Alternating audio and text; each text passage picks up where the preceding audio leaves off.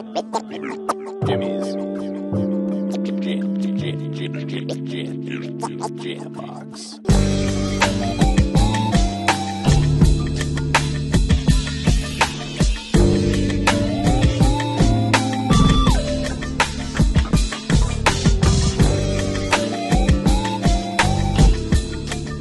Keep jamming. Hello, everybody.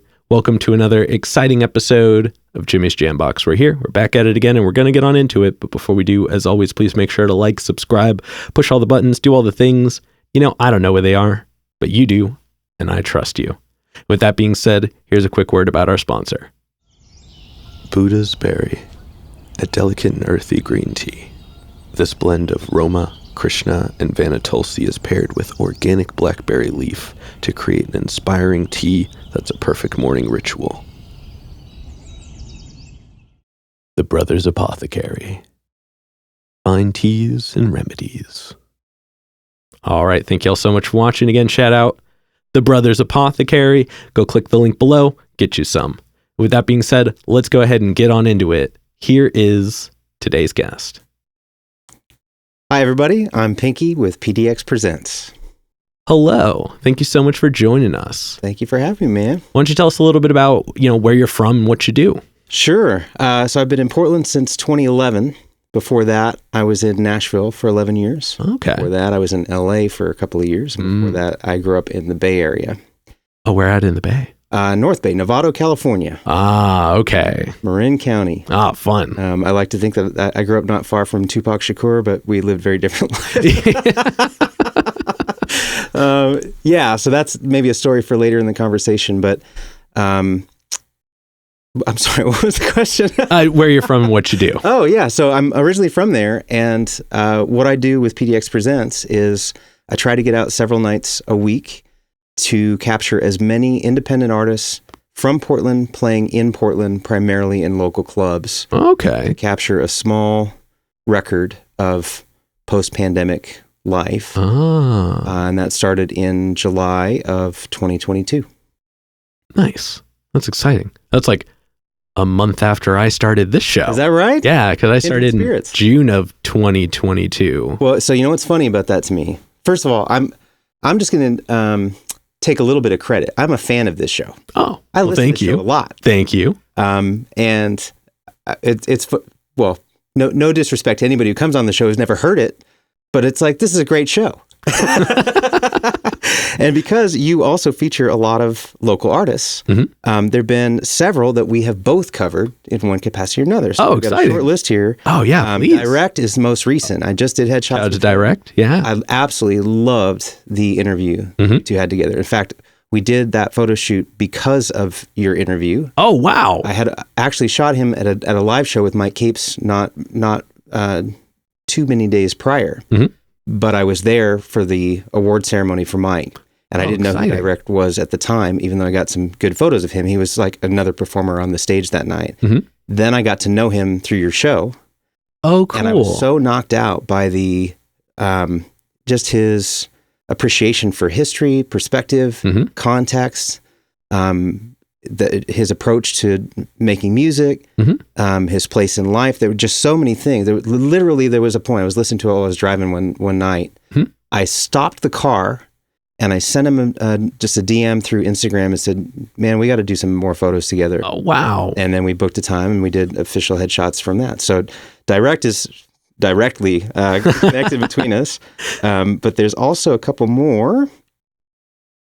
Rain Ezra, Bremer Baden, Scooter Rogers, Sam Mendoza, the Upkeeps, who I adore, and Machete Mike, who was there from the start. So yeah, I know you've done hundreds more, but those are just a few that I've listened to personally that I know that we both had a chance to. That's really cool. To meet through this process. So yeah, thank you for sharing that. Yeah, and for sharing it early, man. I would have been like, I would have been so much taken aback by the second half. Thank you. That's really cool. Yeah. I never get a lot of follow up on those kinds of things, so it's very appreciated to hear.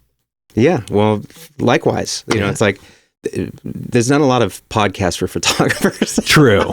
True. So explain this photograph. And I know a lot of people do also watch this on YouTube, but I tend to be an ear listener. It's my favorite thing to do on a commute. It's, it's almost like you're there having the conversation with those people. So that's my jam, jam. But, so yeah, photography in that format isn't necessarily conducive. So I listen to exactly 0 podcasts for photography, but I listen to lots and lots about music, musicians, music history, culture. So that kind of stuff. Oh yeah. That's awesome. But getting back to you on this, let's take a look at how you got into photography. Like what led you to doing, show photography or just photography in general? Sure. So it was actually kind of a side effect. And I'll tell you the very brief history of how all of this really began. Mm-hmm. I struggled profoundly through my early life. I was not good in school, dropped out and went back in, and dropped out and went back in a lot of different times. Finally got out of high school, started doing entry-level jobs. Mm-hmm. I would have a job, lose it, have a job, lose it. And I was working one of these random jobs, sitting next to a drummer named Jed. Oh, wait. And Jed's like, hey, I've got a band, you should come see us. And I'm like, hey, I'm not 21 yet. And he's like, good news, it's all ages. Okay. So I go out and I see Jed, and that's kind of a whole story, but their merch person didn't show up that night, and they asked if I would help them sell, or just literally keep people from stealing their stuff while they were on stage. That is half the role of a merch person's job, for sure. Yeah, but I was there for my friend, but I didn't know anything about what they sounded like. And this is, pre-streaming era. And I was so stunned that they were so good, and the crowd was absolutely freaking out. Mm-hmm. It was an amazing show, and I was there with a friend. I'm like, I would just want to get out there and dance, but I got to sell CDs. Mm-hmm. And she was a female friend, and I might have had an interest in dating her, which didn't happen. But, but I said, I'd love to go dance, but I got to sell CDs. And she's like, well, I'll buy a CD from you if you'll dance with me. I'm like, let's do that. Yeah. So I grabbed the whole box of CDs and went into the crowd. I am answering your question, by the way, about how I became a photographer. Yeah, and I'm excited for this one. And it just occurred to me, like, let's do a little shtick, a little carnival barking, like free CD for $20 donation to the band. And we sold all 30 CDs in that box before the band stopped playing. Wow. And I haven't seen that done quite in that direct fashion since that afternoon. It just sort of like spontaneously occurred. I guess if you don't have to wait. Yeah, and I think, people may or may not have been planning to buy anything, but it was sort of a funny thing. It's like, it's a free CD. Yeah. Sort of. But people respond to that direct ask, and that goes back, the old revival days, church fundraising and all this stuff. Is like when you put people on the spot, and when they see other people doing something, there's a different response than if you just do something after a thoughtful purchasing consideration process. You know what I mean? Yeah. So it worked, and it was fun. And that night I went home and I just wrote out a list of ways this band could become famous. Like, you're good enough to be famous. I didn't know anything about the music business at all. And so, these were stupid obvious ideas. Like, you should send your CD to the local radio station so that they'll play your music and then you'll be famous. That was one of them. So what you're saying is you were low-key figuring out how to be in music management. Yeah, that's it. Like, if I couldn't, like, I wasn't able to be in the band as a musician, but I wanted to be kind of that fifth band member that was equally important, part of the experience. I wanted to have that epic journey, and I thought that this band was capable of going there for themselves. And so I wanted to ride the coattails, kind of, but I also really had an interest in doing those business things that the band either didn't have the time or the interest in doing. So that's where my music career started, and that led to meeting other bands and moved to LA, and then out to Nashville, and I can share those details later. But when I was in Nashville, I started making websites for very famous people. And again, pre-streaming days, pre-YouTube days, pre-smartphone days. So it really started hot and heavy in about 2001. Yeah. And So if you were going to have content for a website, which their fans were paying for, that was our business model. It was a subscription-based website, and you'll get exclusive content. So where's this content going to come from in the days before phones? Somebody has to make it. Yeah. So my first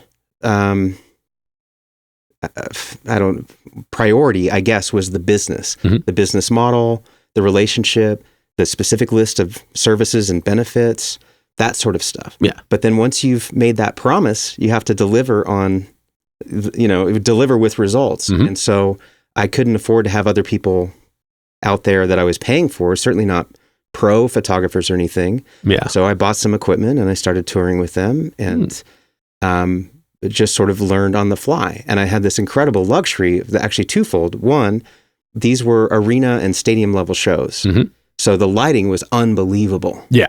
So even with my Canon Rebel that I bought at Costco, I'm getting these, to me at that time anyway, these epic photographs, because you're shooting epic settings. Everything was like, oh man, you're so good at this. I'm like, well, it helps when you're just when epic hundred thousands of dollars of lights and stages that are like packed with audiences. I didn't know what I didn't know. I didn't know how easy I had it, honestly, with such intensity of light. But I would shoot 700-800 photos a night, every night, and the photos themselves had to be perfect as is. That I didn't do any post-processing or anything, and I didn't think that I ever would do that because that wasn't what appealed to me. Yeah, it was more being in the moment, having something to do with my hands while I was watching a show, being valuable to the artist overall.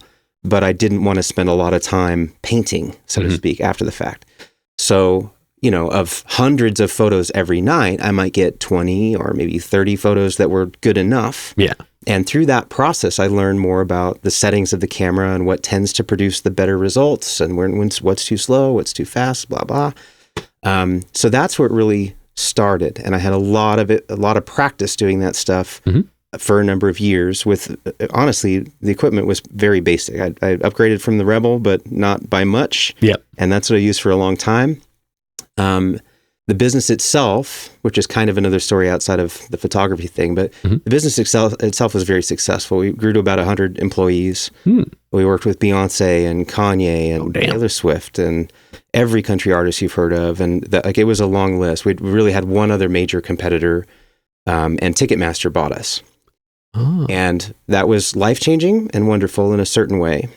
But I had left it all on the field by that point too. I was absolutely exhausted. Yep. And you like to imagine that it's all champagne and caviar, but it's mostly dealing with angry fans, ticket refunds and merchandise problems. And, you're dealing with the real work behind what we think of a celebrity life being, when they say I have people for that, I was one of the persons. I was not the celebrity by any stretch. And so I was exhausted. I didn't have any nostalgia or need to continue to do that in any different capacity. I didn't want to be a booking agent, a manager, work for a record label, publisher, publicist, none, zero. And so I started working with startups outside of the entertainment space completely. And I found that there was a lot of creativity in just building a business at all. And that was still in Nashville. I started teaching at Belmont University, and that was wonderful. Worst way to get rich ever invented. People are not doing that for the money, I will say that. Understandable. But it helped me to kind of crystallize a lot of the lessons and experiences that I'd had, and helped to pass that on to that next generation that was just getting started. So I really, really loved that. But by 2011, I felt like I had sort of completed the circle. I had learned, I had achieved, I had taught, and honestly, I was kind of bored.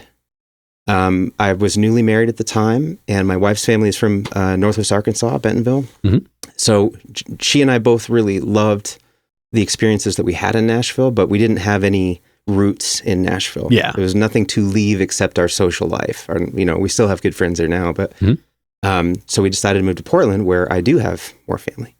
But for years, from 2011 to 2022, I had nothing to do with anything entertainment at all, unless it was, helping out a friend or a random thing here or there, a couple of little projects, but it certainly was not a career focus at all. Yeah, and Beyonce called. You were like, I guess I'll take this. I'll be right back, guys. Hold on. Like, yeah, what's up, B? Yeah. Yeah, I sort of passed that era, and so, and I was mostly okay with that. A little bit feeling like, I used to be somebody, but it's kind of cool to be nobody. But I did used to. I mean, I sort of miss it, but I don't really miss it. It's a lot of sort of having those occasionally. You go through a box of memories and things. Yeah, like, man, wow, I remember that. That was amazing. But then the pandemic hit. Yep, and that changed everything, as it did for so many people. And it changed a couple of things for me. One is that all of these people that I had become geographically separated from were now stuck in their home little work office space, just like I was. And everything went virtual. There's like video meetings, and there was like, Clubhouse, audio group chats. Yeah. And there were all these specialized group chats and music industry group chats and things. And suddenly I had the means to be able to participate in some of those groups as authentically as anybody else. And so it reminded me that I have something worth, or if nothing else, I have an opinion and experience. Doesn't mean I'm right. Yeah, I got one of those. So, so that helped to kind of grease the wheels a little bit. And then I started watching music documentaries obsessively on I think I've seen every single music documentary on Hulu, on Netflix, on Amazon, on not every single one on YouTube. There are many more there. But I even made a log of what I was watching, because it started out just sort of like, killing time. And then it ended up becoming really more of a study. And I was really emotionally, what's the word? It was therapeutic. Yeah. It was a way to feel, in parts, it's sometimes validated. I knew some of these people, or I was mentored by some of these people that were or some people who were involved in these stories. But also it started to show me I speak a language that I'm not using. I have something to offer the world that's not being applied. And I didn't know how to apply it, what was missing. I just was feeling this sense of like, it's not I want to be famous. I went through that whole phase. Yeah. It's beyond that. These are my people, and I'm missing a valid reason to be connected to them.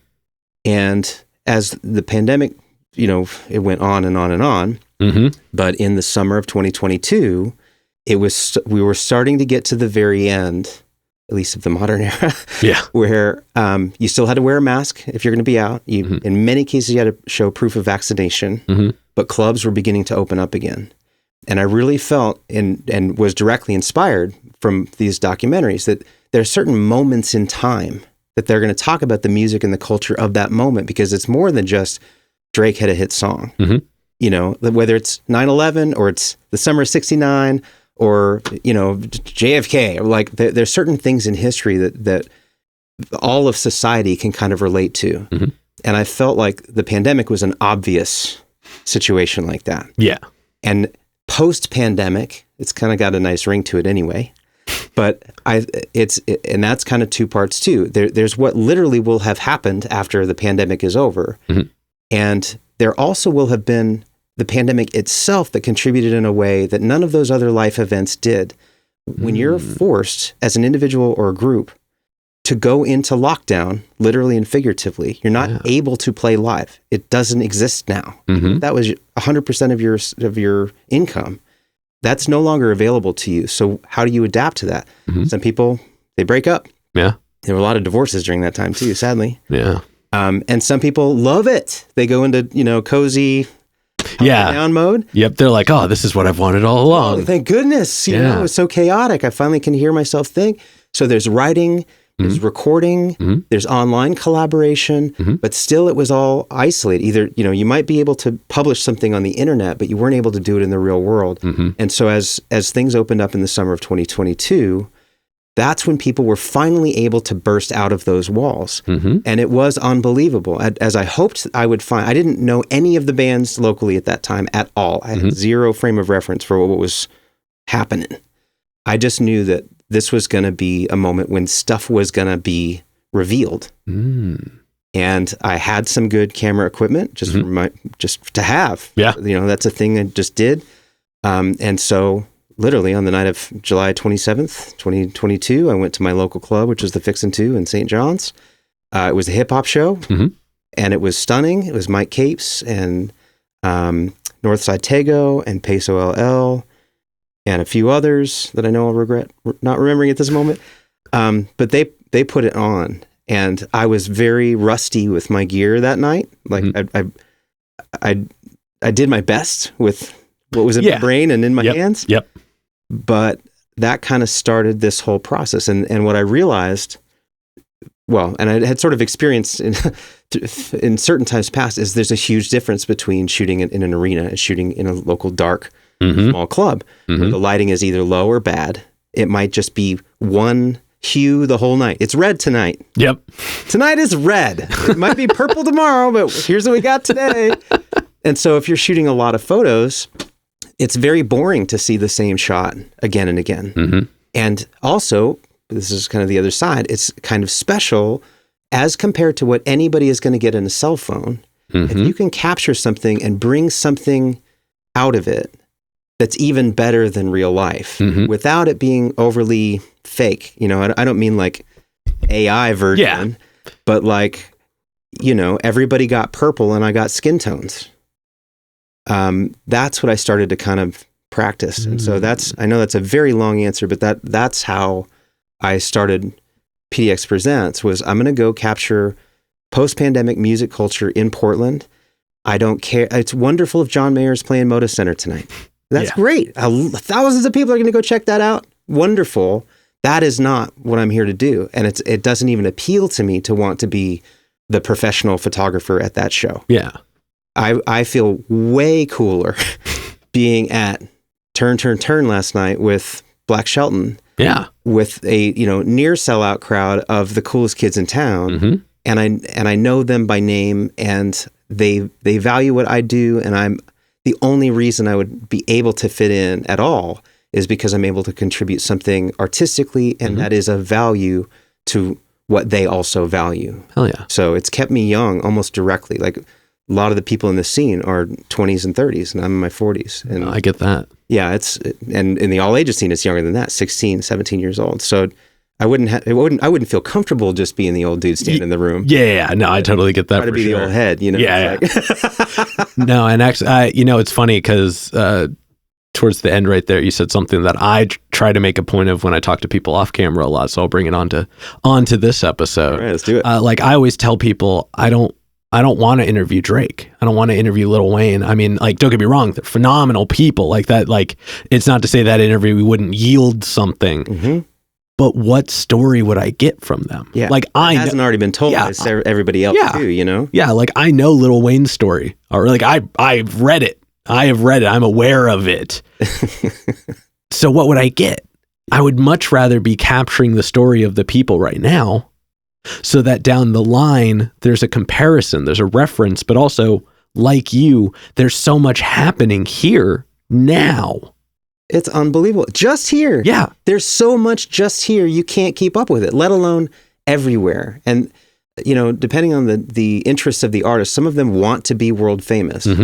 And so they're not trying to stay local, and that's okay. Like, that's one path. Yeah. But if you are trying to go national, it's so difficult, because just as we have more than one person could possibly consume just in Portland, from Portland, the same is true of so many other cities. Yeah. And so how in the world is somebody from Portland going to get on the radar for somebody in Manhattan? Not that it can't be done, but it is very much a different path. I have listeners in New York. Do you? Hey, hi, New York. What's happening? Yeah. But no, that I get that. And yeah, it's hard. Yeah. All right. That was kind of the best get to know your foundation answer. So we're going to railroad through two more, just because they're key questions. I'm sure you already know what they are, but I just want to get them on here so we can move on to you as the current person that you are. Okay. But this first one, it's one we ask early, it's one we ask often, and it's definitely a crowd favorite. What was the first album you ever bought with your own money? All right. This is a crowd favorite, and I've been in the crowd favoring these. So I do come from a certain generation. Mm-hmm. And back in my day, A, we had cassette tapes, and B, we had Columbia House. Mm-hmm. So I love these stories where it's like I saved $16 and then I went and I bought the single from the local Sam Goody or whatever. Mm-hmm. No, for $1, I got 12 cassette tapes through Columbia House. Oh, damn. Okay. And some of those included, I'd try my best to remember all of these. You're fine. I got most of them, but I got LL Cool J, Mama Said Knock You Out, Bon Jovi, New Jersey, Janet Jackson, Rhythm Nation, MC Hammer, Please Hammer, Don't Hurt Him, Motley Crue, Dr. Feelgood, Bobby Brown, Don't Be Cruel, Paula Abdul, Forever Your Girl, George Michael, Listen Without Prejudice, Volume 1, Digital Underground, Sex Packets, which is better known as The Humpty Dance, which is the first and one of the only rap songs I've ever memorized entirely. And last but not least, Another Bad Creation, Coolin' in the Playground. Wow. And also, I would just want to say this on the record now because the statute of limitations is passed. Mm-hmm. You would get your 12 cassettes, and with BMG, you could get 8 CDs later. Mm-hmm. This was pre that. Mm-hmm. But they didn't take a credit card. They would send you a bill. And on the back of that bill, there was a change of address form. And if you changed your address, you never heard from them again. Okay. So I think you're supposed to say allegedly. Acquired for like $5. Okay. Allegedly. Huh. Yeah, allegedly. Well, all right. Well, there you go. I mean, that's quite the lineup too. Jeez. So I was in junior high at that moment, and just discovering music really, and I was in LA at this time. As a young kid, I was in LA, then I moved to Northern California, going into high school and whatever. But, so these were just the songs on the radio. Yeah. And, I had a boombox, which was also cool, and you could make your own recordings from the radio and things. But it was a cheap and easy way to get, a little time capsule of what was popping, Yeah. Oh, yeah. Well, that's definitely that's a solid first album experience for sure. I wish I could go back in time and tell people to do the change of address form. By the way, the artists were never paid by those. Okay. Those were considered excess inventory. Oh. And it's one of the greatest scams in the history of the music business. And I'm not joking. So the record labels would make money from this, but they didn't pay royalties to the artist because it was considered returned or excess inventory. Interesting. Not included in any album sales total. If your platinum status has nothing to do with Columbia House or BMG, it was straight up a way to skim off the top. Wow. So I feel this much regret, which is a little zero regret. Columbia House, try and get me. Well, thanks for not taking from the artists. But that's awesome. That's awesome. And then the other early question, what was the first live show you ever went to? That was one that you wanted to go to. All right. So I don't know if I was a late bloomer or not at age 16. Seems like maybe listening to the show is that was when I went. That was when I went. Yeah, that was my first show. Okay. And I was fortunate that I had some influential friends. I always say they were way more dialed in and they would drag me along, which I have great appreciation for right now. But it was September 19th, 1993, Jimmy. It was Peter Gabriel. Okay. The WOMAD Festival, which stands for World of Music, Art, and Dance. It was in Golden Gate Park in San Francisco. And on that same festival was Sinead O'Connor, Crowded House, the band James. This bed is on fire. Yeah. Stereo MCs, and Ziggy Marley. Wow. I was 16, and that was transformative. Yeah. Oh my God. Yep. I can't. It's not because I'm cool. Just so we know. Yeah. No. I mean, that. That show is cool. Cool friends, and I was glad to be there. Yeah, definitely. It was the first time I smelled marijuana. I tasted it later, but hell yeah. Well, those are some solid first experiences for sure. Yeah. Music appreciation must have been kind of not an option at a certain point. Well, so I grew up in a religious household, and I was in church choirs, and my dad was a choral conductor. My mom was an organ and piano teacher. Oh, so it's generational. Yeah, but they weren't cool at all. Yeah. So, there was a big coming of age experience for me, going from a conservative, insular life world experience to finding my own interests, and then friends outside of the church that had their own interests and being influenced by that. And so it's very vivid to me, that I remember seemingly so, who knows what it was actually like, but I fantasized that it was amazing. So that was really, really, really important. And although I didn't know how I could have a job in the music industry at age 16, I remember even at WOMAD, looking at the people, climbing the scaffolding and things, or like, who's running the lights? Or like, wow, somebody's like doing the faders on the speakers right now. It's crazy. Like, how do you get that job? Where can I apply to that job? That's amazing. So I had that curiosity. I just didn't have anybody in my life that was actually doing that. I had no, guide, and there was no internet at that moment like we know it today. And so I had to just get lucky with drummer Jed and hustle CDs, Hell yeah. Well, that's awesome. All right. Now we're going to go ahead. We're going to get down into you as the present day. All right. And I mean, we're going to get the easy one out of the way. How did you pick the name? Okay. I've already talked a lot in these past questions, so I'm going to try and make this one brief. We could do an hour and a half podcast or something. Time is not just no factor. One of my favorite quotes is from Jim Morrison, and I'm going to screw up the quote, but basically says, can they make a movie about your life? Is it enough to make a movie on? Did you have a good life when you died? Was it enough to make a movie about? Like, I love that vision. So I've had that desire, but Pinky came right after I met Jed, or shortly thereafter. I mentioned that I'd met a couple of other bands. Well, one of them had been touring internationally. They never became famous. They weren't famous then. They were a Latin disco punk band called Baby Snufkin. Okay. Their claim to fame is that they had been opening for No Doubt. Okay. All throughout Europe. And they had just come back from that tour with No Doubt. And I met them in San Francisco, booking other bands. And we hit it off. And they asked if I would be interested in being their tour manager. They were going to go back out to Europe for their own quote unquote headlining tour, by which we mean busking on street corners and coffee shops and dives and a couple of, in 3 months, there were probably 5 quality gigs, and there was probably 100 performances. Fair. Anyway, so that's what happened in January of 1998. I hit the road with them for 3 months, and my real name is John Jansen. A lot of people know, and a lot of people don't know.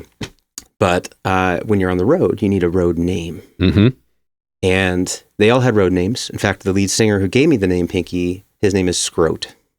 Okay. And it is what you think it is. Yep. That word isn't short for many things. No, and he's got quite the, what's the word? Courageousness for still going by that name today. He's a brave dude. Anyway, so Scrote and I and the band came up with the name Pinky because I was the money guy. So it was actually originally kind of a funny mafia thing. Like, if you don't give us our money, then we'll have to take your fingers. Just ask Pinky. And for a long time, for like 20 years, I was Pinky Gonzalez. And Pinky Gonzalez is actually part of this show. He was like a sort of, not really from who nobody knows where from he was born. Some Latin guy of obviously some origin, but we don't know. He loves tequila. He's a pretty funny, nice guy. His job is to make the crowd feel happy to be at the concert, to clap as loud as they can. If they are not demanding an encore, he makes them demand an encore. Okay.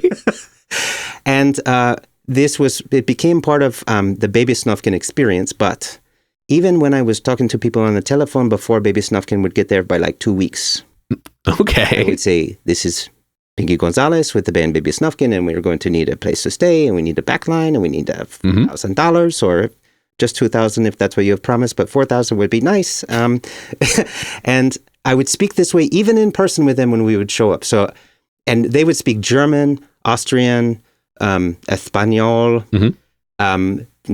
Very few of them would speak actual, regular English. So when I'm speaking like this, they don't actually know if I'm serious or not. So this was mostly only for fun. But there was a couple of times when we had an agreement, a promises, and they did not give us our money. And that's when Pinky Gonzalez, the other side, became actually quite a valuable tool, where I would just get very serious. And so that's why I told you this could go on, but the name stuck. People didn't know if I was serious or not. And so it was, if they were trying to pull something, their nerves would get the best of them. And it worked out very, very well. And I got so used to A, being called Pinky, because it's a nickname now. Yeah. And B, people having a reaction to my name. When you say, hi, I'm John, they're like, hi, nice to meet you. What was your name again? Yeah. You know? As anybody with a common name has experienced. So with Pinky, it was like, I'm sorry, did you say Jimmy? Did you say Mickey? Did you say, like, did I hear that? I'm like, yeah, it's Pinky, like your little finger. And I know that they're thinking that's ridiculous, but they're thinking about it. Like they're having a reaction to it. And in show business, that's everything. You know, it's not who you know, it's not what you know, it's who you know. Yeah. And it's the same in reverse. It's not who you know, it's who knows you. So if I'm trying to book a band and I'm like, hey, this is John with Joe's Garage Band. And they're like, oh, everybody is, you know? Yeah. I'm like, I'm Pinky with Baby Snufkin. Yeah. They're like, all right, this is a thing. Yep. And so that's why it stuck. And there were a couple of moments when I moved to Los Angeles to really take a mainstream career seriously. I wasn't sure if it would be a detraction or not. I wasn't sure if it was genius or foolishness. But I decided to keep it. And there was one key guy that's like, Pinky fucking Gonzalez. Are you kidding me? I fucking love it. I'm like, all right, it's good enough for Danny. I'm keeping it. And then I moved to Nashville. I'm like, they're going to kick my ass. And then this next mentor, Jeff Green, he's like, oh, everybody in show business has a name. You're fine. You're good. So if it was cool with Nashville, it's going to be cool anyway. Yeah. And then eventually I dropped the Gonzalez, and that was kind of, you know, culture changed a little bit, and I didn't want it to be seen as literally cultural appropriation. It was my brother-in-law is a first-generation Mexican-American, and my nephews and niece are, or you know, his kids, and I have profound respect for the culture, and it sort of was surprising when it happened, but I started to feel like the time is right to, you know, drop the Gonzalez to honor those with true heritage and go back to my real name, Jansen. So some people know me as Pinky Jansen or John Jansen or J Pinky, but anyway, that's how I got my name. Hell yeah. Now let's go ahead and let's talk about your process. All right. And we're going to, you know, obviously we'll modify this one from the usual format. Let's start with picking out shows. All right. How do you go about deciding which one to go to, or which ones even? So ultimately it comes down to personal preference. But the question is, how do you even know what to choose from? And when I was starting to think about, you know, I want to go take photos locally, then the question was, who's from Portland? And I did a Google search, bands from Portland, and you'll get the historically most favorite names. There's a Wikipedia article. That's not really the question that I'm asking. Yeah. And they're like, by the way, John Mayer, Moda Center tonight. Great. So I actually really struggled to find this answer.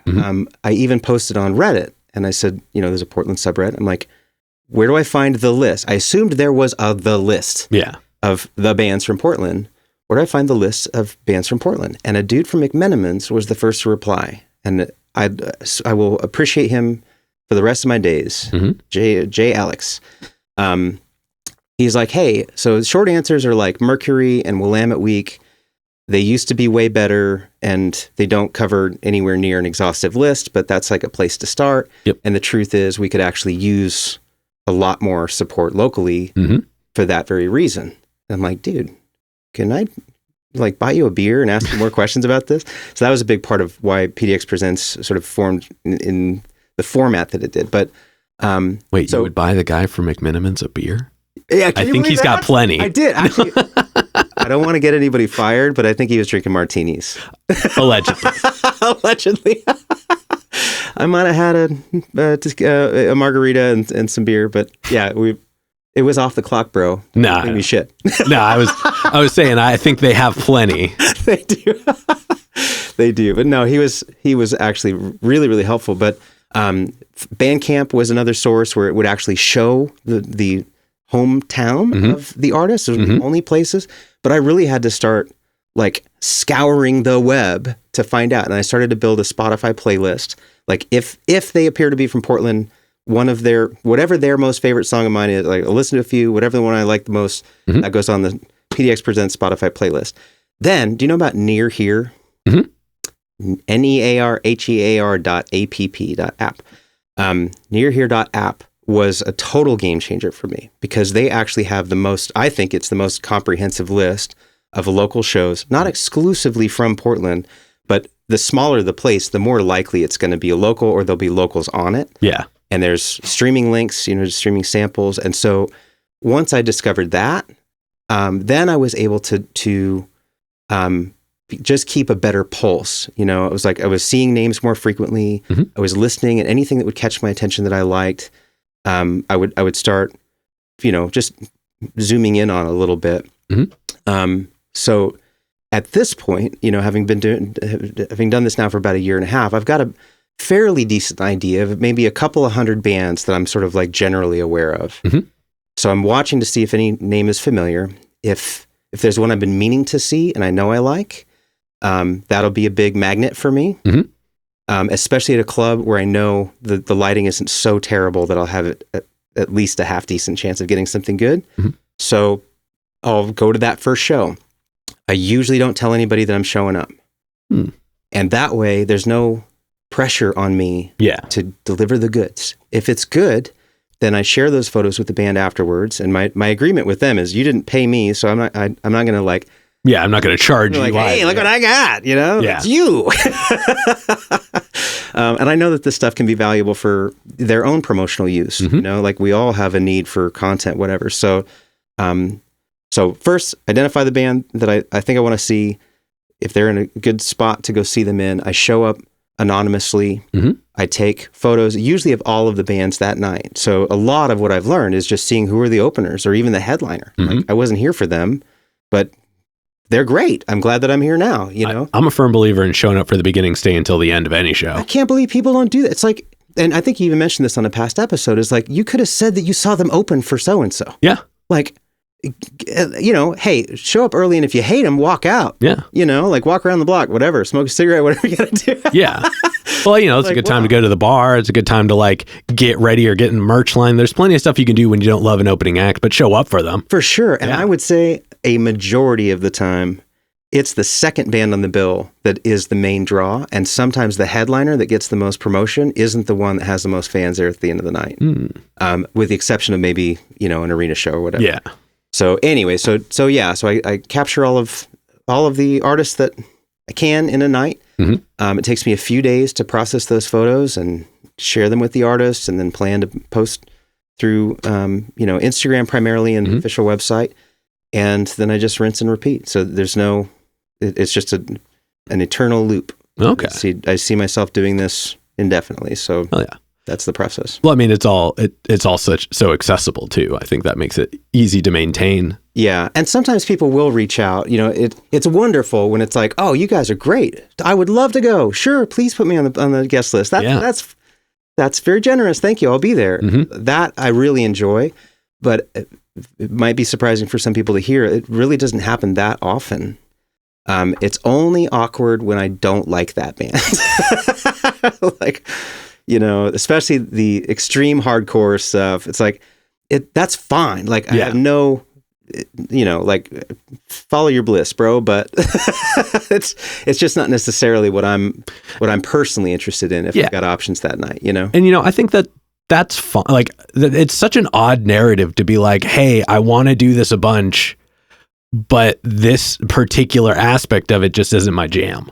Yeah. And it's hard, actually. Yeah. A little awkward. And I think normalizing that is something that it's, much easier said than done for sure. But I think the attempt to normalize that is something that, especially we as the people who have those conversations should look into a little bit. Like, there's definitely plenty of times where like people have hit me up and I'm just like, I don't have the space for this right this moment, or like I'm trying to pursue this other concept. Like, it's not a hard no. It's just right now is isn't the best time because I have a myriad of other things that I want to work on. I want to share so many experiences and so many opportunities, and sometimes you have to limit certain things to expand on other things. Yeah, there are finite resources, and I'll say context is everything. So I made an intentional effort to go cover more of the all ages scene this year, and I'll say there are a lot of bands in the all ages scene that are going to get some practice and become really good someday.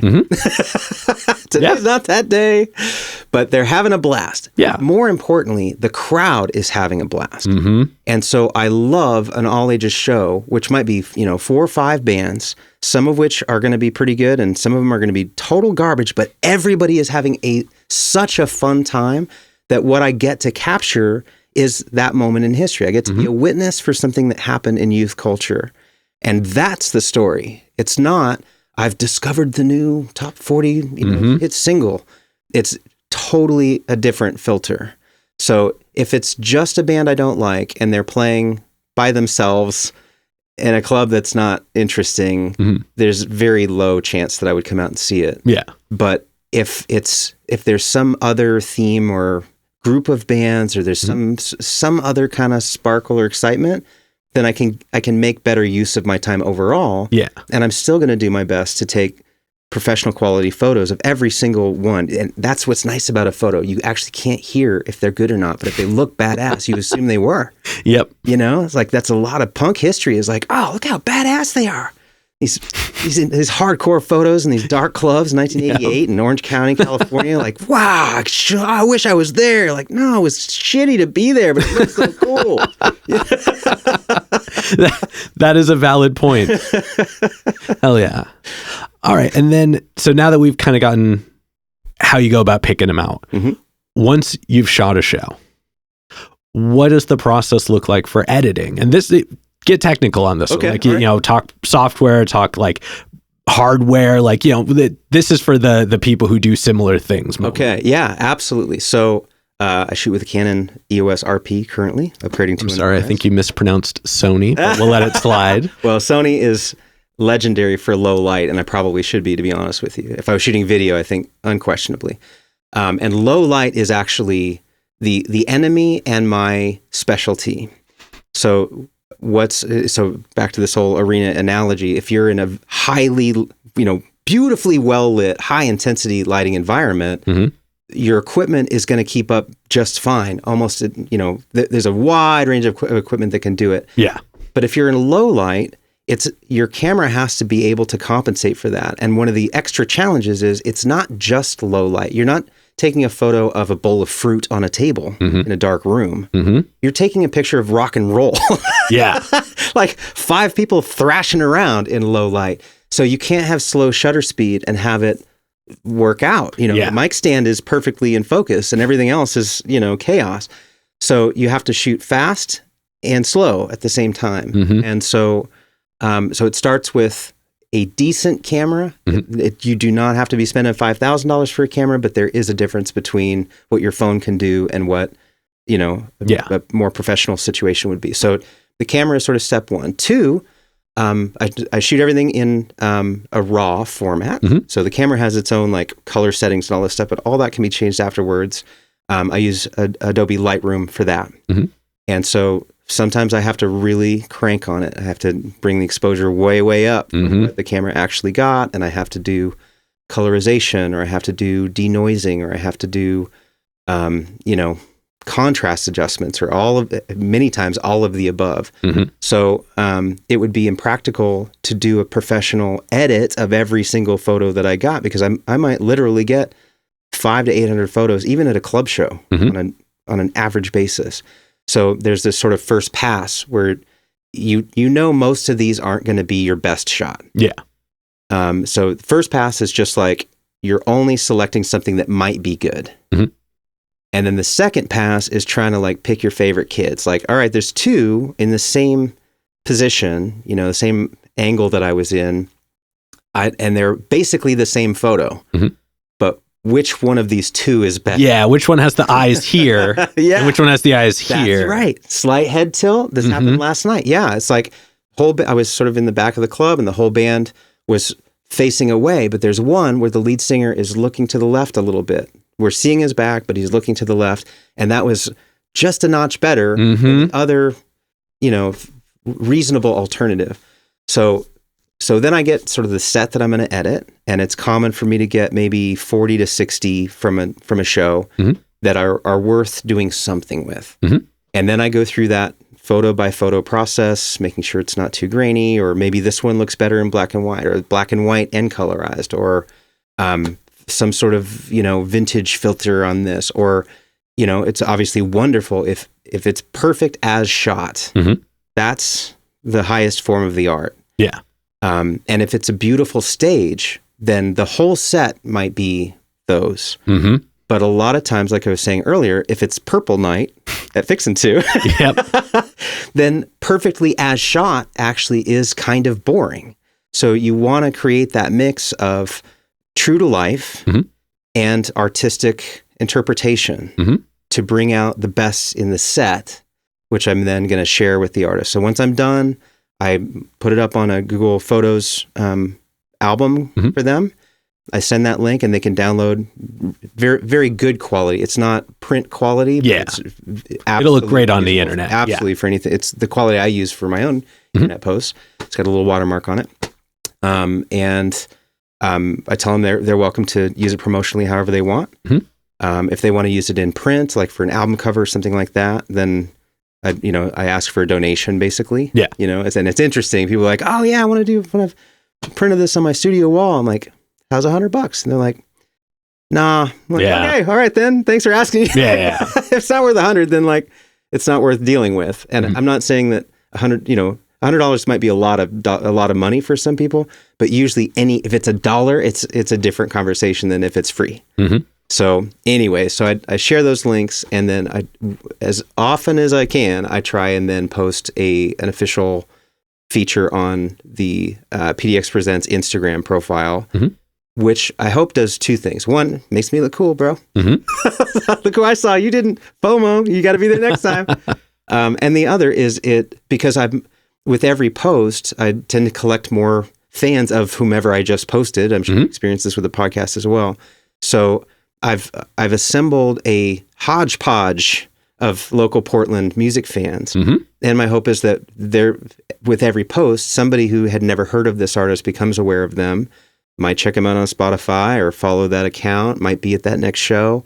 And so even if the percentage is low, over time, the total quantity is high. And that's just built over time. So that's all part of my intentional process. And then in the end, it'll be some kind of a historical archive. I don't know if it will be worth any money, but hey, it will exist, Yeah, I always tell people that I'm building the largest local documentary of this scene that will be collected by the time I'm done. There you go. Yeah. Those Pandemic Brothers over here. Yeah.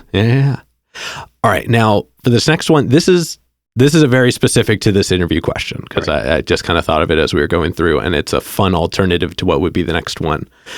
But as an artist, you have an approach, you have a style, like your pictures have a quality and a presentation to them that would be indicative of your approach. What are some of the elements of your artwork that you enjoy?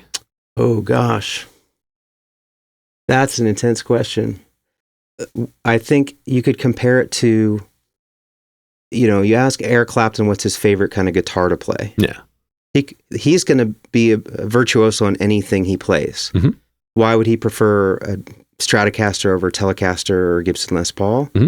I think it's going to come down to the tones and what has just become familiar to a point of it being a signature style. Yeah. I don't think that I have a signature style at the moment, but I think I have proficiency with the tools that I use, and the tools themselves play a role just like your guitar would in your ultimate result, Well, more, I think to repose the question a little bit, what are some of the attributes of your photography that are present now? Like when you're like, like for me, like I used to do automotive photography. Fun fact, this might be a first time announcement on this show. But I did a lot, like my car had a lot of lighting underneath. Yeah. And so like I'm very familiar with bright light contrast in low light settings on a dark car. Because that's badass. Yeah. So I'm, but for me, I always focused on clarity of shot of the things that were not the lights. I tried to focus on the composition and the space and where I put things. So what are some of the attributes of your art that are things that stand out to you that you like? I'm glad that you rephrased that question because that's a huge part of it. All things being equal, it's the moment that you capture and what is it that you're looking for and decide to keep. So probably the simplest answer is the energy on the stage. So that would be or demonstrated by motion. Are they flipping their hair? Are they screaming into the mic? Is there sweat? Are they on the floor? Are they crowd surfing? Is there some moment of action that would indicate to the person just seeing a photo what it must have been like to be there?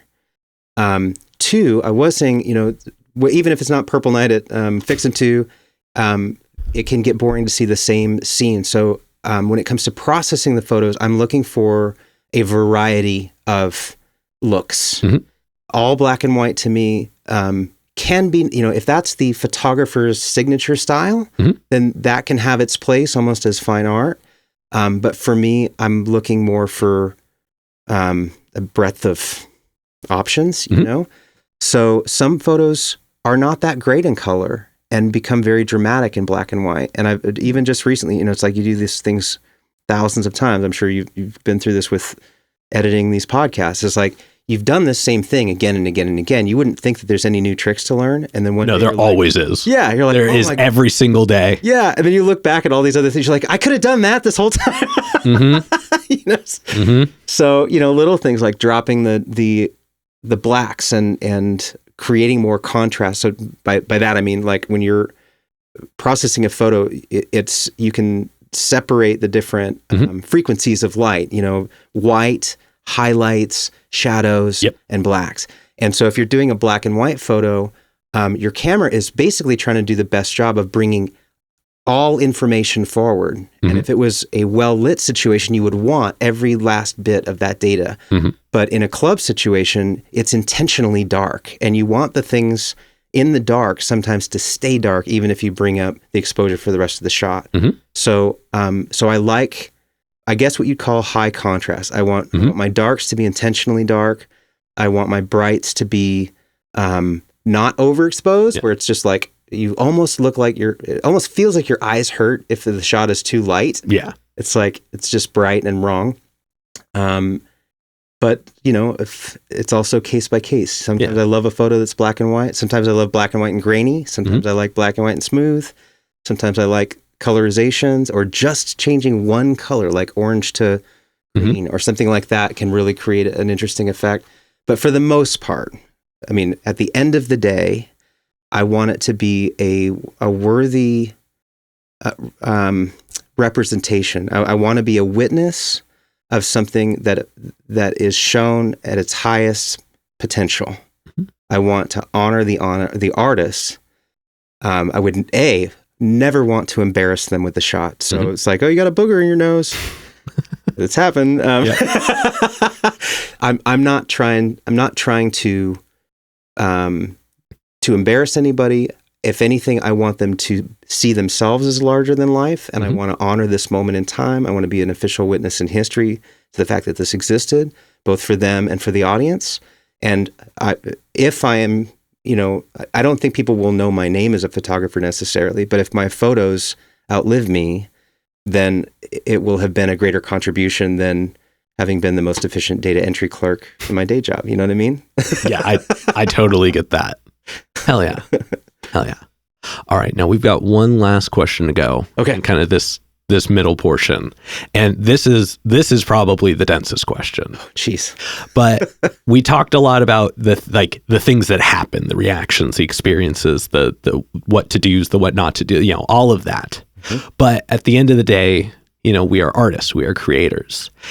And as much as it's a put in process, it also gives back. Yeah. So what are the things that your art gives back to you? I think the big one is I have a sensation of being an invisible member of the band for that one night that I'm in that position. Maybe thousands more people will see what I saw at this show because I'm here than would ever have seen it at all. Oh yeah. And in that way, I get to be a conduit for, I guess you call it a virtual audience or an online audience. Yeah. I want that to benefit the artists in the form of general awareness and career success and all those things. But I also selfishly feel real pride in having that moment. I am the band, or their perspective of the band comes through me. You create a vicarious opportunity for the rest of the world to experience the band. Yeah. So you are essentially the audience's eyes of the expanded universe. Yes. Yeah. And that might sound a little heady, but like something gets me out to do this several nights a week. You know what I mean? No, I get that one for sure. Yeah. No, I love that. I also have sort of this ADHD thing, which is like, there are very, very few bands, even my most favorite bands, that I would wish to be exclusively working for only. Yeah. I love the variety. I love, so like I get to be that invisible member once for everybody. Yeah. That's, to me, very exciting as opposed to being the lead singer of the Rolling Stones, where you got to sing the Rolling Stones songs again tonight. You know what I mean? I think a lot of artists, even, and maybe especially those that have a lot of success early on, feel trapped by their early success. And then they're just a road show. They're just, family entertainment. Yeah. And they're not taken seriously as what, that person that they saw themselves as when this began. And so, I don't really, I guess I don't have that problem because I'm not Mick Jagger. Well, it's cool that you're creating a role that still follows that concept of like, that there has to be people for them they have to have their people. Yeah. But there's a difference between being the person that's answering the phone and dealing with the bad news and the person that's getting to basically share the same space as them and exist in that, like the settings where they're thriving. Oh yeah. Like that energy is completely different. And you said something earlier that I realized is something that I like want every time I go to a show. And that's something to do with your hands. Oh dude. Like having because watching the show is easy. Yep. Like you're looking. Sometimes boring. Yeah. I mean, you're there, but like it's easy to experience. But like, man, sometimes it's uncomfortable if like if you're the only one there. Like you just don't know like what's gonna happen next. So like, it's cool. Like that. I don't know that that's something that people really touch on when they like explain why they go to do it, but I think that's a lot of people's reasons. Yeah, I feel like we shouldn't be saying this out loud because I like being the only guy a lot of times. Well, I mean, but you're exactly right. Yeah, to have something to do. Yeah, it also completely eliminates my need to have an opinion about the music itself. When I was in Nashville, I was surrounded by mainstream everything. Yeah. Oh, it's a famous artist, but this song isn't going to be a hit single. You can just tell by listening to it. Everything is judgmental. Everything.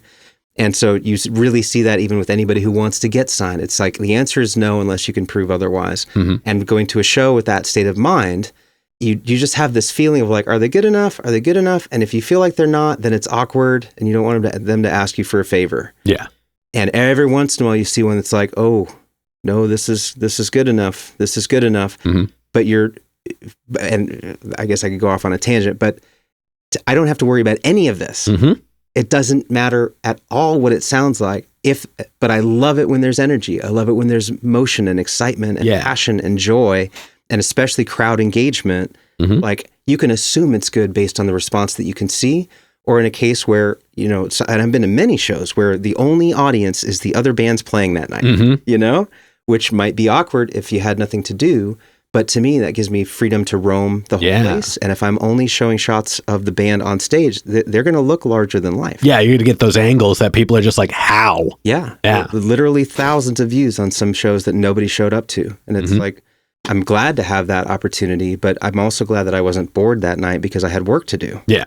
Like I'm working on angles and lights and camera settings and all the call the crap. I'm busy, you know? That, and I think like, you know, I mean, not maybe so much for you because you've been doing this for a while now, but those are also still good opportunities to workshop things. Those are still good opportunities to find, like, you bet, in those chances where you're like, I can slow down a little bit and take my time a little more on this because I have more space to operate. Then you're like, what if I did do one particular shot where I just, you know, instead of wrecking this one particular aspect, I turned up this other aspect? Or what if I brought this down and then just changed that? Like there's room for trial and error in those instances. Completely. This happened to me just the other night where I felt like I had enough shots of what I was there to get. And I decided to just put the camera on full auto, you know, it's like what your mom would shoot with out of the box, just to see what it would say. Yeah. Like, what settings is it choosing? And what do I think about the results that it's getting? And, you know, surprisingly, it's like, well, okay, this setting could actually, you know, maybe I need to think about a couple of the things that I'm doing. But I'm driving a stick shift, you know what I mean? All the time. Everything is intentional. And because it's been proven to work, you know, more often than not. I mean, all of my settings are on manual, but granted, this is stationary. You know, like this, what this lever does, and that wheel does, and this, you know, this button and that pedal. But every once in a while, when there's nothing to lose, just going a little bit crazy. And sometimes I'll do this with editing too, is I'll just put settings on extreme. You know, just blow them out to make art. Just like splatter paint on the wall. Because it wasn't perfect on its own, so why not get a little weird with it? And sometimes you have these happy accidents where you're like, oh, yeah, I totally meant to do that. That was a creative choice. Yeah, definitely. Well, also, I think even those instances, especially in editing, when you're like, oh, I never realized if I put like this effect before this effect or vice versa, when I turn up this, suddenly it interacts in a certain way in that order. Dude, one of my big lessons just a couple of weeks ago, I realized that my camera has this lens correction and also Lightroom has the same lens correction. And if they're both on, it's double correcting, therefore overcorrecting, and causing all of the freaking problems that I've been dealing with. I'm like, why? You know, I have very fancy stuff. Why am I having such crappy pictures? And the worst part is that like, it's one of those things that like, if you've never turned it on, you never think to have to turn it off. Or like if something is supposed to always be one way and in an update they change that to always being the opposite way. And you've never had to like look at, It's, I like to think I could just be perfect at this and I'll stop being surprised. But every time I'm surprised, I'm like, I'm so glad I know that. And I wish that I could reprocess everything I've ever done. You know what I mean? No, believe me, I get that for sure. For sure. But also I think part of that comes down to just telling yourself, I know it from now on. Yes. That is, God, that is a recurring statement. This is the history too. It's like the artist was in that moment in time. So was I as a photographer. You know, it's like we're both doing our best at that space. Well, we are all but scientists. So I think learning happens over time. And on the internet specifically, it becomes a documentation of progression. Like, totally. Like seeing that change over time, that journey. Like, you know, I go back and I look at my early video episodes now and I'm like, oh, like the interview was there. The quality of video wasn't, but I had to get from that point to this point. And like, I even have people periodically come up to me. They're like, oh man, I didn't really get into the video initially because like I watched the first couple and I just wasn't used to it, or like YouTube's just not really my thing. But I went and checked out one of your other ones recently and they're so different now. Dude, I'm like, yeah. I saw a quote from a dear friend of mine today, Safel, shout out. He said, the less I'm afraid to make mistakes, the more music I make, and the more music I make, the better I get. And I know that theme has come up on this podcast. Periodically, you know, it's like you know, the 10,000 hours or whatever frame of reference you want to use is like, you have to do it to get any better at it. And the more time you spend on perfection, especially in the developing years, the less you're going to produce overall and the less opportunity you'll have to become great. You know, it's like, you just got to keep producing and not worry about that so much. And I am fortunate in that I'm not being hired to shoot the cover of Time magazine. It's not $100,000 and you need the shot in 30 minutes or you're ruined for the rest of your career. It's like, nobody's even going to know about all the photos that I just deleted. Yep. And, most of the time, 90, 95, 90, 99% of the time, people see anything I do and they're like, cool. Yeah. And then they scroll to the next thing, like, cool. Mm-hmm. Like, I know that they're not obsessing about what I'm publishing, but I'm still trying to do my best. Yeah. That for any one of that 1% or less, that do have an interest in photography or are just obsessed with that artist, or it's that artist themselves who really are they're going to use it now and they're going to cherish it later because somebody was there to capture it well. I think very intentionally that a lot of what I'm doing is for that artist 30 years from now, because I'm sort of in that phase of my career where I was out on the road with Baby Snufkin.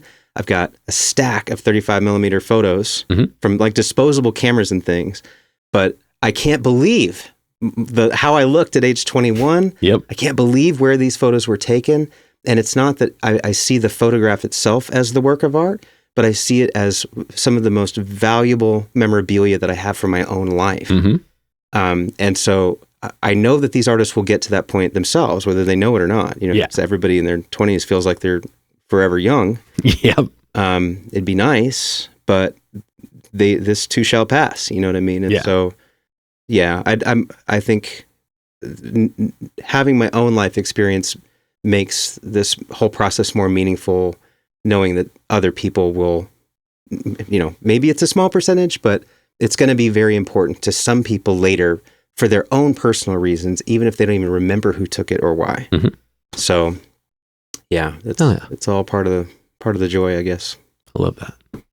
All right, now we're going to go ahead and we're going to move on to some hypothetical questions. All right. And on these ones, they're all made up. Sky's the limits. There are no wrong answers. But just for time, let's power through these just a little bit.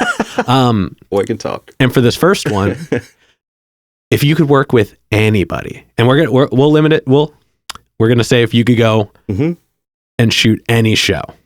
Okay. Yep. And I know that upper echelon isn't maybe the main focus, but this is just in the realm of it could be anybody. As long as they're still currently alive, who would you want to? So is this anybody, or anybody locally? You know what? Well, let's do anybody. Okay. Anybody. I have been fortunate to be able to sort of check the box on most of that. So it's not so much the most famous. Can they be dead? The theme of this one is usually alive. Oh, yeah. All right. Sorry. I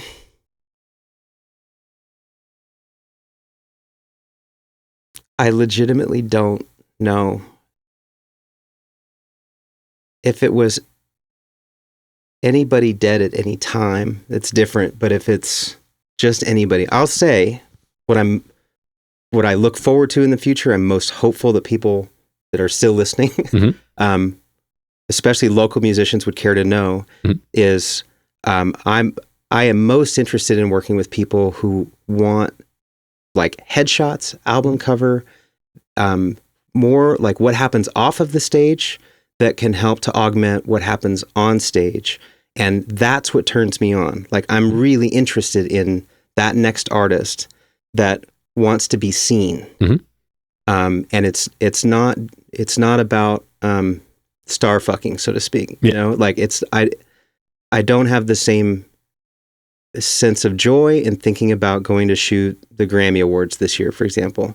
As I would working with Direct in Southeast Portland under the Hawthorne Bridge for a new project coming up. That gives me so much more joy and a sense of value and purpose that I would say it's not one individual that would make all my dreams come true. It's evolving as a photographer more toward those complementary photos that, in addition to live stuff, candid portraits are my favorite, but in real places, organic settings, not so much like come to my studio and like that's a thing. Fashion photography is a thing, but that's not really my thing. So I don't know. It's a stupid answer, man, but like anybody who wants to get creative off stage, I'm down. Oh yeah. And then subsequently, who are some local artists you're aware of that you would like to work with? Well, Carrie Brownstein.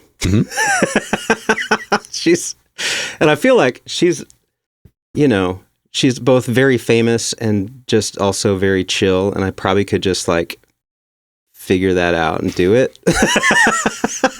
You'd be amazed what you can get away with Instagram or DMing people on Instagram. Yeah, right. I mean, I think it's not impossible, but I wouldn't want to be seen as just like the media. Yeah. Like how many cameras have been in her face? Yeah. So, you know, or also the Shins, you know, local artists that have had all the success that I would ever want to have. That'd be really cool. But it's like, how can you do that in a way that they value? Is the question. It's not like, oh, I'm so glad to meet you guys. Yeah. Can I take your picture real quick? Can we take a picture together? Can you please sign this? You know, like I get that, but that wouldn't be the experience that I would want to have. It's sort of like if one of them reached out to me and they're like, you just have to be the person for this project. I mean, look at what you do. There's no question. We need you. Yeah. So if they saw me as an artist, that would be different than, you know, who could I take another photo of, or, you know what I mean? Yeah. So yeah, who would I want to be respected by is maybe a different question than who would I want to take a photo of. Okay. Oh yeah. All right. And then for this next one, this is that location question. You could do a shoot anywhere. And I guess I can't really expand upon it too much more because it's still just a setting. But where would you want to do a shoot if you could do one anywhere? If I could do it anywhere at any time in history, I would do it at the Fillmore of Bill Graham. I think he is one of the most important figures in the history of rock and roll, and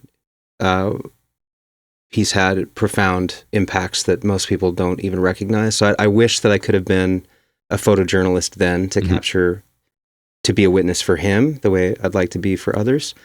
Today, it's, you know, what's the best place to take a photo? Like, I don't know, outer space would be cool, you know, like underneath the ocean, in a large field at a big arena. I don't think that there is one point on planet Earth that I think would be like my ultra fantasy, but I would say a situation where the subject was really lost in the moment,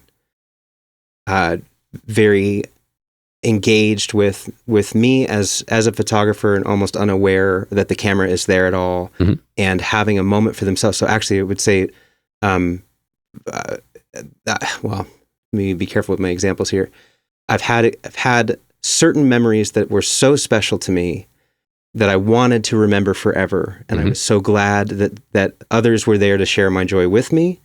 And there are some incredible photos from some of those moments. And I would say it's that. So, you know, that might be a concert, it might be Hawaii, it might be a historical event, but I would just say a moment where people are fully themselves, not acting or pretending or posing for the camera, and thinking about their own memory of this moment that they're having, you know. So I guess, again, it's sort of a situational answer as opposed to a geographic one, but oh yeah. I love that. I'm pretty stoked about it. You can get that in Portland, Oregon, so I'm pretty glad to be here, actually. True. Hell yeah. Hell yeah. All right. And then the last one to wrap up the hypothetical questions. Right. If you could get an album from anybody, one more album, and they could have just put out one yesterday, they could have not put out one for 100 years, they could have never put out one. But if you could get an album from anybody right now, who would you want one from? Personally, I think I would want an album that was on par with the best they ever did from The Doors. Okay. The Doors was one of my early, early influences before I had influences, where I was like, what the heck is this?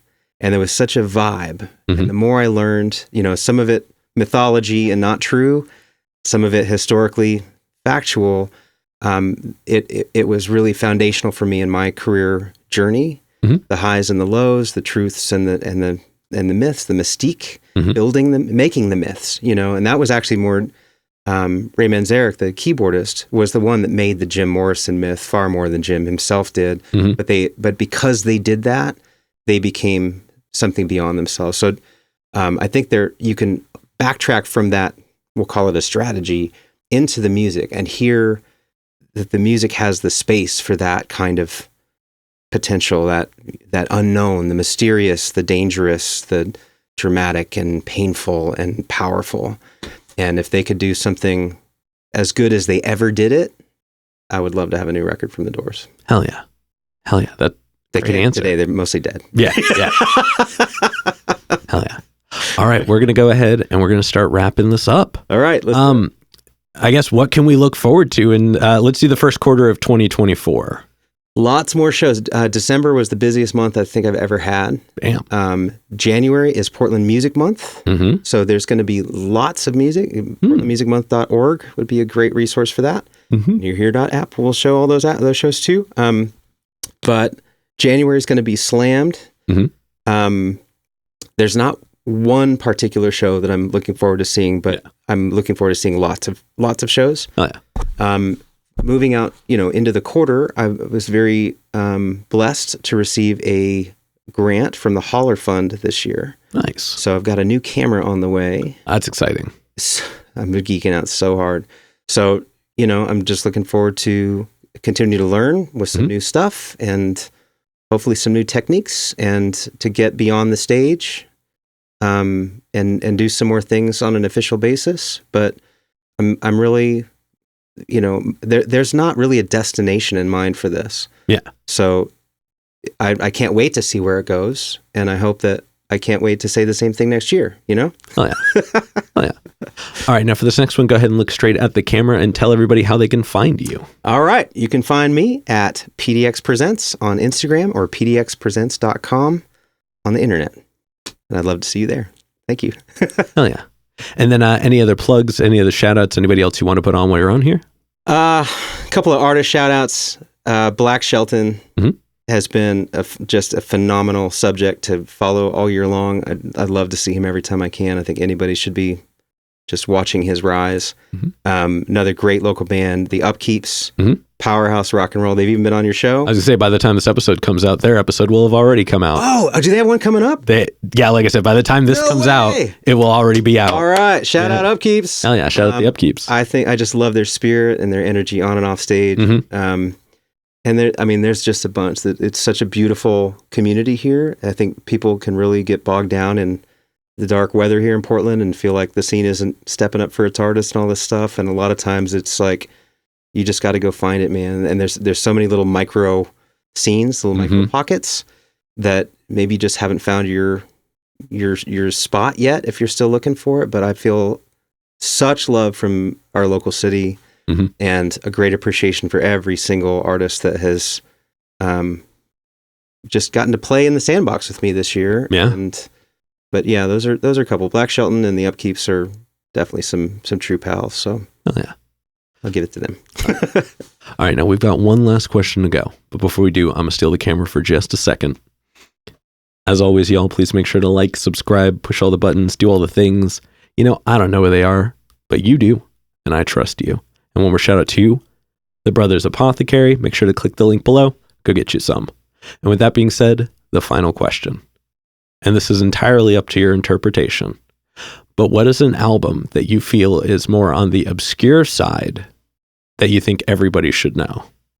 On the obscure side. Yeah, so maybe not one that don't pick like Thriller. Yeah. But I didn't even know how I would answer a question like this, to be honest with you, but I'm going to go with Nickel Creek. They were sort of like a hybrid bluegrass band. They were around in Nashville in the early 2000s. Chris, oh gosh, I don't want to forget his name. True prodigy, mandolin player. I'll think of it in a second. Anyway, he's now in the Punch Brothers, which is touring nationally, and he's the new host of Prairie Home Companion and all these different things. So, incredible talent. But what's interesting about them is A, the music is really beautiful. But B, they were managed by John Peets, who also managed the Black Keys at the same time and Eric Church at the same time. And I think it's a testament to the fact that on the business side, which has been kind of my path, is you can be in business for the right reasons, for true art. And if you're in for the true art, you likely are not relegated to just one genre. Yeah. And so I really love Nickel Creek because I think anybody could listen to it and just be like, wow, this is absolutely beautiful. Chris Thiele, by the way, is the name I was trying to think of. True legend. I mean, beyond prodigy, truly one of the best that's ever played. But I think they just represent something meaningful to me, something I like to listen to, something that I respect from a business perspective, and something that I've watched for now almost 2 decades develop into other groups. Nickel Creek itself is no longer, but so whatever their debut record is, it might even be called Nickel Creek, but I'd suggest people check that out. Oh yeah, well, thank you for that. All right, we're going to go ahead and wrap this up. Thank you so much for joining us. Thank you, Jimmy. Yeah. It's exciting to be here. Glad to have you. This has been another exciting episode of Jimmy's Jambox. I'm Jimmy. I'm Pinky. And we're signing off. Later, y'all. That's a wrap. This is not a podcast. This is a show.